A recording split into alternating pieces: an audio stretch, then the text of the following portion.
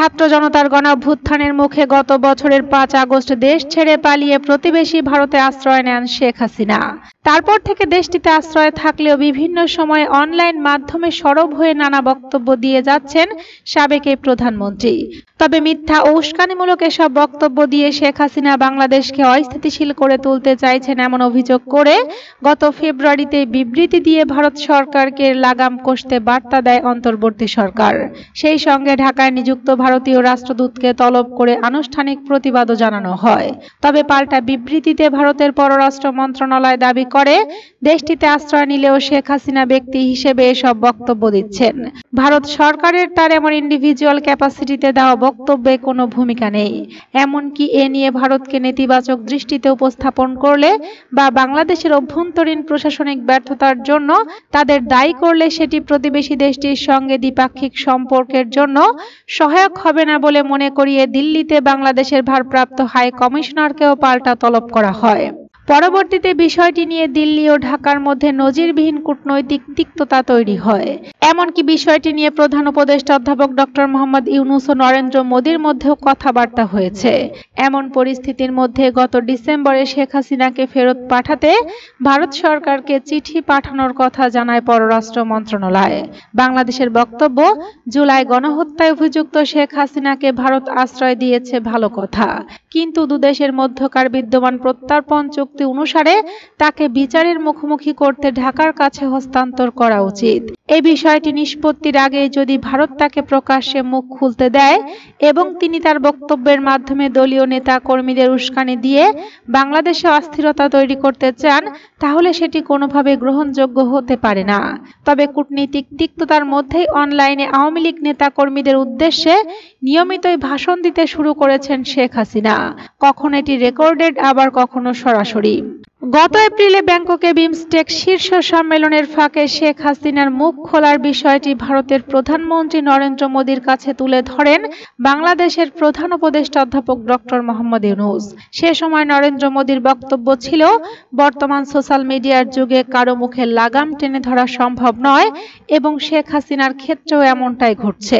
মূলত শেখ হাসিনার মুখ খোলা নিয়ে ভারতের পাল্টা বক্তব্য হলো, গণ অভ্যুত্থানের মুখে বিশেষ পরিস্থিতিতে ও সুরক্ষার প্রয়োজনে দেশটিতে পালিয়ে আশ্রয় নিয়েছেন শেখ হাসিনা, কিন্তু ভারত তাকে আশ্রয় দিলেও তিনি কোনো রাজনৈতিক বন্দী নন। রাজনৈতিক বন্দীদের ক্ষেত্রে ভারতে মুঠোফোন ব্যবহার বা অনলাইন অ্যাক্সেস পাওয়ার ক্ষেত্রে অনেক বিধিনিষেধ থাকে, তবে শেখ হাসিনার ক্ষেত্রে এসব প্রযোজ্য নয়। খবরের কাগজ কিংবা টিভি চ্যানেল অবাধে সার্ফ করার সুযোগ আছে তার। এমনকি শেখ হাসিনার নিজের ব্যক্তিগত মুঠোফোনও প্রথম দিন থেকেই তার কাছে আছে।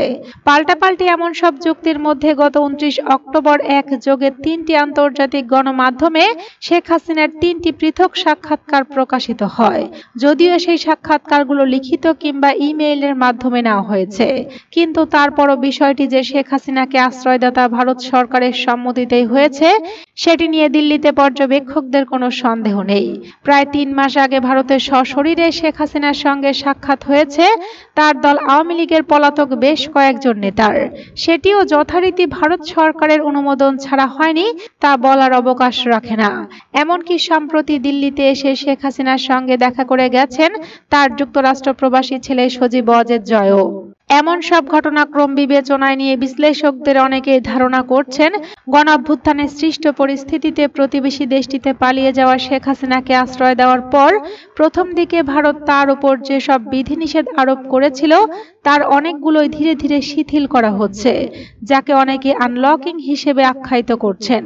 কিন্তু এই আনলকিং এর মধ্য দিয়ে প্রতিবেশী দেশটি কি বার্তা দেওয়ার চেষ্টা করছে?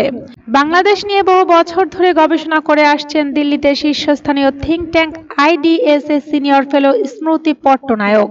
তার ধারণা, বর্তমান সময়ে শেখ হাসিনাকে যে ভারত মুখ খুলতে দিচ্ছে এবং আন্তর্জাতিক গণমাধ্যমে তাকে সাক্ষাৎকার পর্যন্ত দিতে দিচ্ছে, এটির মূলে আছে আওয়ামী লীগকে বাংলাদেশের রাজনৈতিক অঙ্গনে প্রাসঙ্গিক রাখার চেষ্টা। তার ভাষ্য, সাম্প্রতিক সাক্ষাৎকারগুলো যে ভারত সরকারের অগোচরে হয়নি সেটা স্পষ্টতই বোঝা যায়। স্মৃতি পট্টনায়ক চিত্রনায়ক বলেন, বর্তমান সময়ে এমনটা করা হচ্ছে এর কারণ আসলে বাংলাদেশে একের পর এক গুরুত্বপূর্ণ রাজনৈতিক প্রক্রিয়া চলেছে, যেখানে আওয়ামী লীগ কোনো স্পেস পাচ্ছে না। ঐক্যমত্য কমিশন সংস্কার নিয়ে কাজ করেছে, জুলাই সনদ পর্যন্ত সই হয়ে গেছে, অথচ সেখানে আওয়ামী লীগের কোনো ভূমিকায় নেই। কিন্তু আওয়ামী লীগ হলো বাংলাদেশের এমন একটি বৃহৎ রাজনৈতিক শক্তি যাদের সঙ্গে ভারতের ঐতিহাসিকভাবে সুসম্পর্ক। সেই দলটি যখন সেখানে মুখ খোলারই সুযোগ পাচ্ছে না, তখন ভারতকে তো এটুকু করতেই হবে, শেখ হাসিনাকে বলতে দিতে হবে। এই গবেষকের ভাষ্য, বাংলাদেশের মুক্তিযুদ্ধে জামায়াতে ইসলামীর ভূমিকা নিয়ে এখনো বিতর্ক অব্যাহত রয়েছে। তারাও বর্তমানে বাংলাদেশের রাজনৈতিক মিথস্ক্রিয়ার একটি গুরুত্বপূর্ণ কণ্ঠস্বর হয়ে উঠেছে, কিন্তু আওয়ামী লীগই সেখানে অনুপস্থিত। আমার ধারণা, ভারত এটি বুঝতে পেরে সে উপলব্ধি থেকেই শেখ হাসিনাকে এখন আরো বেশি করে বলতে দিচ্ছে, কারণ এখন আওয়ামী লীগ নেতৃত্বে শেখ হাসিনাই শেষ কথা। অনেকটা একই বক্তব্য ঢাকায় নিযুক্ত ভারতের সাবেক হাই কমিশনার রিভা গাঙ্গুলি দাসেরও। তার মতে, শেখ হাসিনার এসব বক্তব্য আসলে আওয়ামী লীগ নেতাকর্মীদের মনোবল চাঙ্গা করার উদ্দেশ্যেই। সামনে নির্বাচন আসছে, ফলে হাতে খুব একটা সময় আর নেই। রিভা গাঙ্গুলি দাস বলেন, আওয়ামী লীগের শীর্ষ নেতারা দেশে নেই, সামনের নির্বাচনে তারা লড়ারও সুযোগ পাচ্ছে না।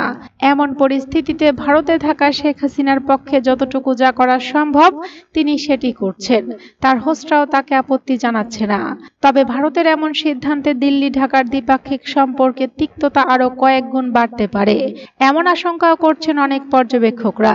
দিল্লিতে আন্তর্জাতিক সম্পর্কের বিশেষজ্ঞ বা জেএনইউ এর সাবেক অধ্যাপক ডক্টর বলদাস ঘোষালের মতে, কয়েক মাস আগে বিবৃতি দিয়ে ভারত শেখ হাসিনার বক্তব্য মানে সেটি দিল্লির বক্তব্য নয় এমন দাবি করলেও সব ক্ষেত্রে যে কথাটা সত্যি নয় তা সবার সামনে। বরং ভারতের পক্ষে আনুষ্ঠানিকভাবে বা প্রকাশ্যে যেগুলো বলা সম্ভব নয় তার অনেক কথাই শেখ হাসিনার মুখ দিয়ে বলানো হচ্ছে। তার ভাষ্য, আমি তো বলবো শেখ হাসিনার এই সাক্ষাৎকারগুলোর মধ্য দিয়ে ভারতে একটু আক্রমণাত্মক অবস্থান নিতে চাইছে। আসলে বাংলাদেশের সম্প্রতি এমন বেশ কিছু ঘটনা ঘটেছে যেটিকে দিল্লি পরিষ্কার ভারত বিরোধী পদক্ষেপ বলে মনে করছে।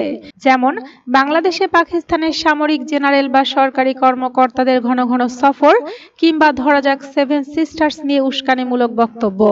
এই বিশেষজ্ঞ মনে করেন, দিল্লিতে অনেকের এমনও ধারণা আছে যে আন্তর্জাতিক ক্ষেত্রে ভারত নানা কারণে চাপে আছে বলে বাংলাদেশে বোধহয় সেই কোণঠাসা অবস্থারই সুযোগ নিয়ে কিছু ব্রাউনি পয়েন্ট স্কোর করতে চাইছে। এমন পরিস্থিতিতে বাংলাদেশকে পাল্টা চাপে ফেলার চেষ্টাতেই ভারতের নীতি নির্ধারকদের একটি অংশ শেখ হাসিনাকে সুকৌশলে কাজে লাগাচ্ছেন। এতে দুটি উদ্দেশ্য সাধিত হচ্ছে বলে ধারণা করে তিনি বলেন, প্রথমত, শেখ হাসিনার কথাগুলো বাংলাদেশে কি ধরনের প্রভাব ফেলে বা সরকার কি ধরনের প্রতিক্রিয়া দেখায় সেটি পরখ করে দেখা যাচ্ছে।